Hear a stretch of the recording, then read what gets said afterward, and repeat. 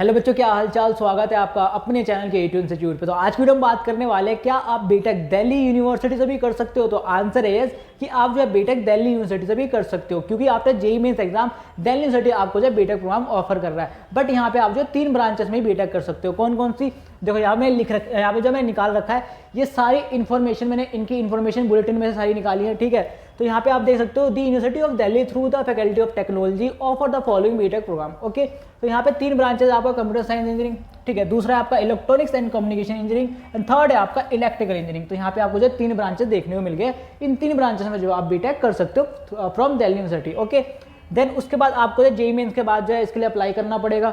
अब हम बात करते हैं कि एलिजिबिलिटी क्राइटेरिया क्या है, कि कितने परसेंट आपके क्लास 12 में होने चाहिए कि आप जो है एलिजिबल हो जाओ अप्लाई करने के लिए। तो यहाँ पे लिखा हुआ है candidate must have pass class 12 और its equivalent from a single recognised board. ठीक है, देन उसके बाद सेकंड है आपका कैंडिडेट मस्ट हैव स्कोर 60%।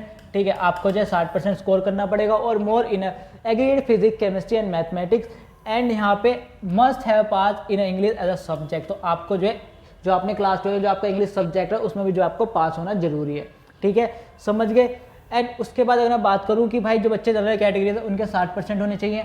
ठीक है, और जो बच्चे EWS थे उनके 60% होने चाहिए, और जो बच्चे SC और ST से हैं उनके जो है यहाँ पे 50% होने चाहिए। एंड जो बच्चे यहाँ पे जो है PWBD से हैं उनके जो है 50% होने चाहिए, और OBC NCL वाले बच्चों के कितने होने चाहिए, 55%। ठीक है, तो ये था इनका मिनिमम एलिजिबिलिटी क्राइटेरिया। ठीक है, उसके बाद for applying to BTech programme, ठीक है, तो यहाँ पे उन्होंने बोला है कि आपको जेईई मेंस एग्जाम में अपीयर होना पड़ेगा। ठीक है, आपको जो जेईई मेंस एग्जाम में जो पेपर 1 है उसमें अपीयर होना पड़ेगा, ये चीज़ उन्होंने बोल दिया। देन उसके बाद अगर मैं बात करूँ आपका कि टू अप्लाई बीटेक प्रोग्राम, तो यहाँ पर इन्होंने मैंडेटरी चीज़ें रख रखी हैं कुछ। देखो, आपका जेईई मेंस एप्लीकेशन नंबर आपके पास होना चाहिए। ठीक है, उसके बाद एप्लीकांट नेम, आपने जो जेईई मेंस में जब फॉर्म भरा था ना तो जो नेम डाला था वही नेम आपके पास होना चाहिए। देन उसके बाद डेट ऑफ बर्थ, ये यहाँ पे इन्होंने रखा है। देन उसके बाद आता है बहुत सारे बच्चों का क्वेश्चन कि कब अप्लाई करने का ऑप्शन आएगा, मतलब कब रजिस्ट्रेशन स्टार्ट हो जाएगा। तो यहाँ पर इन्होंने 2024 के अकॉर्डिंग 25 अप्रैल को रजिस्ट्रेशन स्टार्ट हुआ था। ठीक है, और 25 मई को जो इनका वो था क्लोज हो गया था। ठीक है, उसके बाद जो आपकी वो काउंसलिंग होती है वो स्टार्ट हो जाती है। देन उसके बाद अगर मैं बात करूँ आपका कि भाई क्या फीस रहती है, बच्चों के जो डाउट होते हैं फीस को लेकर काफ़ी ज़्यादा होते हैं। तो अगर मैं फीस की बात करूँ तो देखो यहाँ पे लिख रखा है इन्होंने, फीस जो है नॉन रिफंडेबल होने वाला है। ठीक है, अगर आप जनरल से हो, OBC NCL हो, EWS, तो यहाँ पे 1500 फीस आपको देना पड़ेगा रजिस्ट्रेशन। ठीक है, और अगर आप SC ST PW से तो आपको 1200 यहाँ पे जो फीस देना पड़ेगा।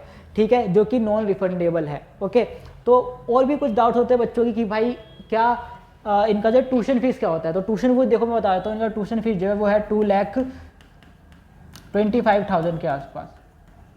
ठीक है, 2,25,000 के आसपास जो है इनकी ट्यूशन फीस होती है। ओके, और अगर मैं बात करूँ हाईएस्ट पैकेज की, तो भाई इनका जो हाईएस्ट पैकेज था जो कि मैंने देखा था, यहाँ पर हाईएस्ट पैकेज की बात करते हैं तो आपका 35 लाख पर एनम है।